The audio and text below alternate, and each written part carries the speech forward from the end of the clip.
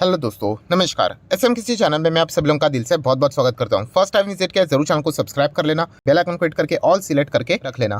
Channel का link ऊपर आई button पे नीचे डिस्क्रिप्शन में मिल जाएगा। एंड आज के दिन की बात करें, जितने भी इंपॉर्टेंट वीडियोज है सबके लिंक नीचे डिस्क्रिप्शन में दिए हैं, आप चाहो तो उनको भी कवर कर सकते हो। तो चले दोस्तों, फिलहाल इस वीडियो को स्टार्ट कर लेते हैं। सो दोस्तों, अभी हम लोग आ चुके हैं बिल्कुल हमारे नॉर्मल स्क्रीन के ऊपर। एंड इस वीडियो में हम लोग कवर करने वाले इंपॉर्टेंट 4 से 5 कुछ खबरें, राइट, जो कि फिलहाल बाजार में बहुत ज़्यादा इनकी चर्चा देखने को मिल रही है। सबसे पहले तो हमारा फोकस रहने वाला था, जैसे कि पिछले वीडियो में भी मैंने आप लोगों को बताया था, नहीं पिछला नहीं, लास्ट टू लास्ट मतलब पहला वीडियो, कि अमेरिकन बाजार के आज के दिन की ओपनिंग ज़बरदस्त गैप डाउन हम लोग को देखने को मिलेगा। जो कि आप बोल सकते हैं, अभी मैं वीडियो बना रहा हूँ फिलहाल तो ये 400 का रेंज देखने को मिल रहा है। थोड़ा तो हम लोग ठीक कह सकते हैं। अभी बीच में जो ओपनिंग हुई थी 500 साढ़े 500 पॉइंट की ज़बरदस्त गिरावट देखने को मिली थी। वैसा कोई शॉकिंग बात नहीं है, बिकॉज अमेरिकन बाजार के जो फ्यूचर था उसने ये ऑलरेडी डेमो दे चुका था, क्योंकि अमेरिकन बाजार का फ्यूचर 600 पॉइंट के करीब यहाँ पे टूट चुका था, राइट। अभी ये प्लस माइनस होता रहता है, आपको पता ही है मार्केट है। अभी इसको मैं रिफ्रेश कर दूंगा तो देखिए चीज़ें चेंज हो जाएगी। ठीक है, कितना है 468 के आसपास देखने को मिल रहा है। थोड़ा सा रिकवरी निचले स्तर से देखने को मिल रहा है। एंड इसमें मज़ा नहीं है। थोड़ा सा हम लोग यहाँ पे अमेरिकन बाजार का जो फ्यूचर है ना, इसको कैंडल स्टिक में देख लेते हैं। इसको मैं थोड़ा 15 मिनट का चार्ट पैटर्न लगा लेता हूँ। ये देखिए, बहुत ही ज़बरदस्त हम लोग को एक गिरावट देखने को मिली थी। लगातार लाल कैंडल स्टिक जो यहाँ पे बने थे, बहुत ही मतलब हम कह सकते हैं कि ज़ोरदार गिरावट हम लोग को देखने को यहाँ पे मिली थी। ये देखिए, ये 5 मिनट का जो चार्ट पैटर्न है उसके हिसाब से आप अंदाज़ा लगा सकते हो। ये रिफ्रेश हो रहता है, इसलिए ये थोड़ा सा बदल जाता है। बट ओवरऑल अगर हम लोग बात करें दोस्तों, जो यहाँ पे अमेरिकन बाजार में जो सेल ऑफ आया था फ्यूचर की, अगर हम लोग बात करें, बहुत ही मैसिव हम लोग को ये सेल ऑफ देखने को यहाँ पे मिला था। रीज़न तो अभी आप लोगों को ऑलरेडी पता ही है, मैं चीज़ें को कवर कर चुका हूँ। ये तो बस हम लोगों को रिएक्शन देखना बाकी था कि अमेरिकन बाजार किस प्रकार से यहाँ पे ओपन होता है एंड क्या चीज़ें यहाँ पे चलती है। तो रीज़न आपको पता ही है कि क्रेडिट स्विस में ज़बरदस्त गिरावट, 25% की गिरावट। अभी स्विस फ्रैंक की अगर हम लोग बात करें, वहाँ पे मतलब जब वीडियो बनाने गया था 8% था, जब वीडियो ऑन था तभी 10%, आपके सामने स्क्रीन आई थी तभी 17%, एंड अभी 25% से चलिए ठीक है, वापस 17% नीचे से थोड़ी सी रिकवरी। तो कुल मिला के माहौल क्या है कि क्रेडिट स्विस खतरे में थोड़ा बहुत देखने को मिल रहा है, राइट। एंड जो इनका बड़ा शेयर होल्डर है वो भी पैसे डालने के लिए रेडी नहीं है, उन्होंने भी हाथ खड़े कर दिए। अभी ऐसे सिचुएशन में आपको पता ही है कि पैसा कितना ज़्यादा इंपॉर्टेंट होता है। एंड कंपनी के सबसे बड़ा शेयर होल्डर ही एंड लेंडर ही अगर पैसा नहीं डालने की बात कर रहा है, तो बाकी लोग क्यों डालेंगे पैसा। तो इसी चीज़ के चलते क्रेडिट स्विस डूबने का खतरा देखने को मिल रहा है। एंड क्रेडिट स्विस का नाम कोई छोटा मोटा नाम नहीं, दुनिया की बहुत बड़ी बैंक में हम लोग को इसका नाम देखने को मिल जाता है। देन हम लोगों ने यहाँ पे एक और चीज़ को यहाँ पे इंतजार कर रहे थे हम लोग, कि अमेरिकन बाजार में क्रेडिट स्विस की ओपनिंग कैसे होती है, जो कि गैप डाउन ही होने वाली थी। 18% की गिरावट फिलहाल तो हम लोग को देखने को मिल रहा है। अभी ठीक है, नीचे से थोड़ा सा रिकवर कर रहा है, ये तो अभी रात भर चलते रहने वाला है। कुल मिला के कहानी क्या है, माहौल बहुत ही ज़्यादा टाइट देखने को मिल रहा है।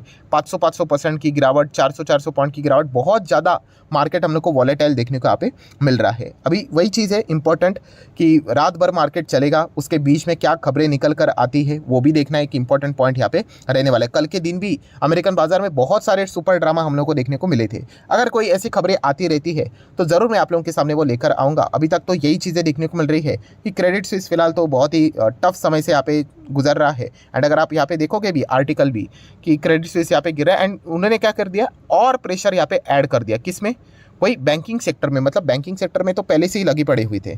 अभी उसमें जो भी मतलब बोलते हैं ना कि डूब भी रहा है तो क्या डूब रहा है, बैंक ही डूब रही है। मतलब इसके चलते तो मतलब बोलते हैं ना, एक्सीलरेटर, आग में और घी डालने का काम क्रेडिट स्विस ने यहाँ पे कर दिया है। इसके चलते दुनिया भर के बाजार डिस्टर्ब। एंड ये तो अमेरिकन बाजार का नज़ारा मैंने आप लोगों को दिखा दिया। बाकी अगर हम लोग बात करें, ठीक है, हमारा बाजार तो यहाँ पे 3:30 बजे क्लोज हो गया, इसीलिए ठीक है, क्योंकि इसके बाद ही असली खेल शुरू हुआ। जो क्रेडिट स्विस से रिलेटेड खबर जो आई थी ना, वो हम लोग को बाद में ही देखने को यहाँ पे मिली थी, राइट। तो उसका हम लोग को इम्पैक्ट थोड़ा सा ही देखने को मिला हमारे मार्केट के ऊपर। बाकी अगर हम लोग फ्रांस के बाजार की बात करेंगे, बाप रे बाप, 3% की गिरावट देखने को मिली। देन उसी के साथ साथ फुटसी की बात करें, सेम 3% के आसपास की गिरावट, राइट। यूरोप के बड़े बड़े मार्केट्स हम लोग को यहाँ पे 2.5%, 3% गिरते हुए देखने को यहाँ पे मिल रहे हैं। सो इसीलिए हम लोग कह सकते हैं पूरे दुनिया भर के जितने भी बाजार है उनमें मैसिव प्रेशर देखने को मिल रहा है। एंड उस हिसाब से अगर हम लोग कंपेयर करें किसके साथ, हमारे इंडियन मार्केट के हिसाब से, तो इंडियन मार्केट तो मतलब कुछ भी नहीं गिरे हैं, राइट। इसको इस वे में मत ले लेना कि यहाँ पे सब कुछ ठीक है करके, नहीं, डेफिनेटली 17,000 का लेवल तो यहाँ पे ज़रूर टूटा है। बट येस, अगर आप ये नज़ारा देखोगे कि क्या चीज़ें यहाँ पे चल रही है, 3% 2.5% की गिरावट, उस हिसाब से हम लोग कह सकते हैं कि 0.5% से भी कम गिरना, ये तो मतलब एक नॉर्मल मार्केट की जो प्रैक्टिस रहती है ना, डेली बेसिस के हिसाब से चलती है, वैसा इंडियन मार्केट का परफॉर्मेंस यहाँ पे रहा है। तो डेफिनेटली हम कह सकते हैं इसका ओवरऑल टोटल इंपैक्ट तो अल्टीमेटली आ ही जाता है, आज नहीं तो कल।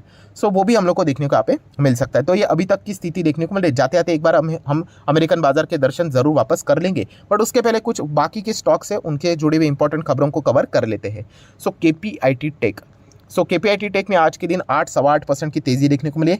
रीज़न तो ऑलरेडी आप लोगों को पता चल ही गया होगा। ड्यूरिंग द मार्केट ही खबर आई थी 10 बजे के आसपास कि केपीआईटी टेक ने एक ज़बरदस्त पार्टनरशिप कर ली है। किस कंपनी के साथ?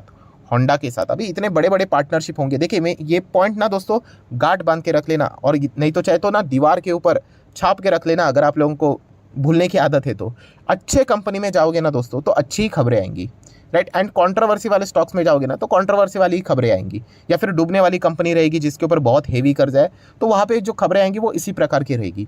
सो अगर इस प्रकार की अगर आपको तेज़ी चाहिए, अच्छा खासा पार्टनरशिप चाहिए, एग्रीमेंट चाहिए, डील चाहिए, तो अच्छे फंडामेंटल स्ट्रॉन्ग शेयर में रहने का। सो आज नहीं तो कल ये ऐसी खबरें यहाँ पे आती रहती है। प्लस उसी के साथ साथ कुछ मतलब देखा गया तो बिगनर लेवल के मतलब सवाल रहते हैं। कुछ लोग बहुत गुस्सा हो जाते हैं, सर क्या फ़ायदा, अभी बता के क्या फ़ायदा बताओ कि पार्टनरशिप की है, केपीआईटी तो भाग गया। तो दोस्तों देखिए, कोई ऐसा पहले बता नहीं सकता। अगर कोई ऐसा पहले ही आके इंटरनेट के ऊपर बता देगा ना कि हमें पता है कि केपीआईटी का होंडा के साथ पार्टनरशिप होने वाला था, हमें पहले से ही पता है, तो फ्री का खाना पीना मिलेगा, आपको पता ही है, मतलब जेल चले जाएंगे, इनसाइडर ट्रेडिंग का मामला लग जाएगा, राइट। तो ये चीज़ें बताना अलाउड यहाँ पे नहीं होता है। सिर्फ हम एक ही चीज़ कर सकते हैं, गेस कर सकते हैं कि अच्छी कंपनी है ना, उसमें बने रहिए, इस कंपनी में पोटेंशियल है, तो ऐसे भविष्य में और भी अलग अलग कॉन्ट्रैक्ट्स इनको मिलते रहेंगे।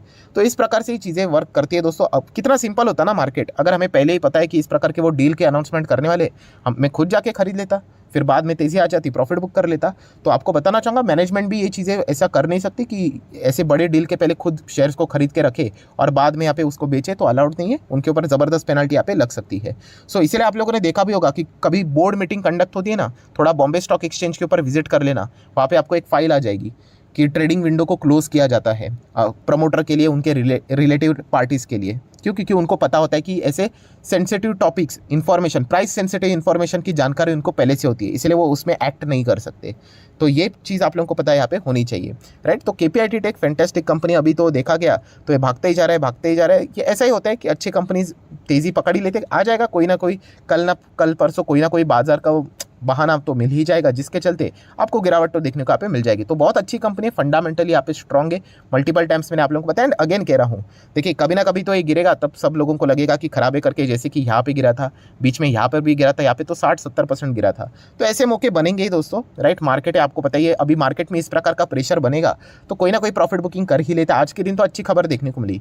तो ये इसीलिए कहता हूँ कि जो भी शेयर्स मैं आपको स्टडी करने के लिए देता हूँ, कोई डायरेक्ट रिकमेंडेशन नहीं होते कि जाके बाय करो करके, बट जब भी मार्केट आपको ऐसे मौके देते हैं कि पैनिक फैल जाता है ना, तो ये भी गिर जाएगा। कोविड के 2020 के वक्त ये भी क्रैश हुआ था, राइट। तो ये पॉइंट आपको पता होना चाहिए। तो ठीक है, न्यूज़ तो कवर हो गई।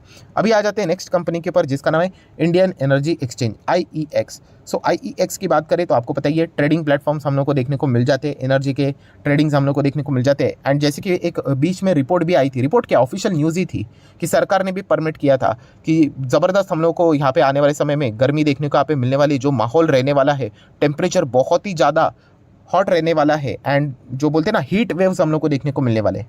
तो ऑलरेडी जितने भी पावर कंपनियां हैं उनको तो सरकार की ओर से ऑर्डर जारी हो चुके हैं, जितना हो सके फुल कैपेसिटी के हिसाब से इलेक्ट्रिसिटी को जनरेट करो, ट्रांसमिट करो। एंड अगर कुछ एक्स्ट्रा चीज़ें अगर बच भी जाती है इलेक्ट्रिसिटी की, तो आप बिना बेहिचक होके क्या कर सकते हो, जो ट्रेडिंग प्लेटफॉर्म है पावर का, वहाँ पे जाके उसको ट्रेड कर सकते हो, जो दाम के हिसाब से आप चाहो तो उसको बेच सकते हो, प्रॉफिट कमा सकते हो। सो इसमें सबसे ज़्यादा फायदा किसका होगा? IEX का होगा। एंड ये चीज़ें हम लोग को जून तक होती हुई देखने को यहाँ पे मिलने वाली। देखिए इस चीज़ को ऐसा मत पकड़ लेना कि अरे चलो जून तक ये स्टॉक भागते ही रहेगा, मार्केट में अनसर्टेनिटी बहुत ज़्यादा होती है दोस्तों। बट येस, तब तक हम लोग कह सकते हैं कि बहुत सारे पावर कंपनीज यहाँ पे अच्छा खासा बिजली जनरेट करेंगे, एंड जो भी एक्सेस होता है वो IEX में हम लोग को उसका अच्छा खासा बेनिफिट देखने को यहाँ पे मिल सकता है।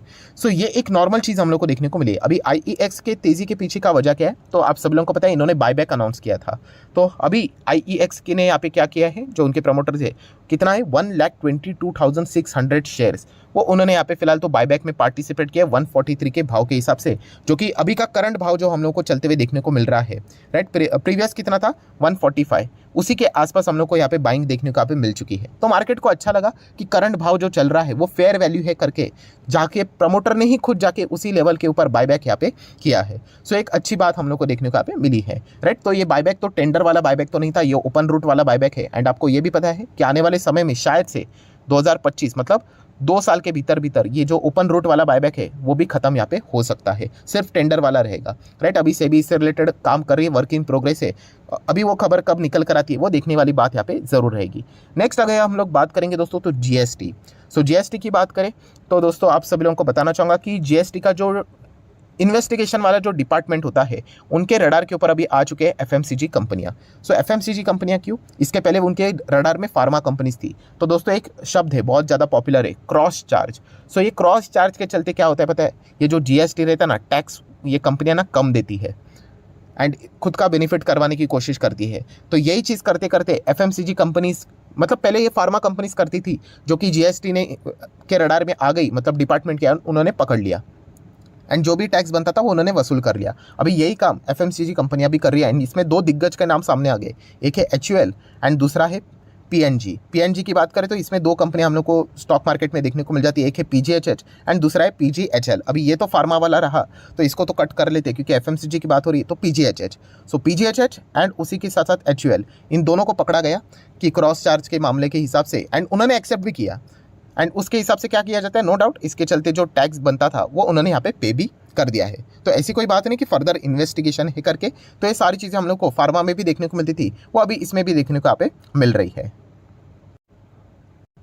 और जिस प्रकार से अगर हम लोग डिपार्टमेंट की बात करें, उनका जो फोकस है वो बाकी एफएमसीजी कंपनीज के ऊपर भी हम लोग को देखने को यहाँ पे मिल रहा है। सो आप अगर आने वाले समय में ये भी सुनते हो कि ये एफएमसीजी वाली कंपनी क्रॉस चार्ज में पकड़ी गई जीएसटी डिपार्टमेंट के द्वारा, तो उनसे टैक्स वसूला गया, तो कोई शॉक होने की ज़रूरत नहीं है। ये चीज़ें हम लोग को फार्मा में देखने को मिलती थी, वही एफएमसीजी में भी देखने को मिल सकती है।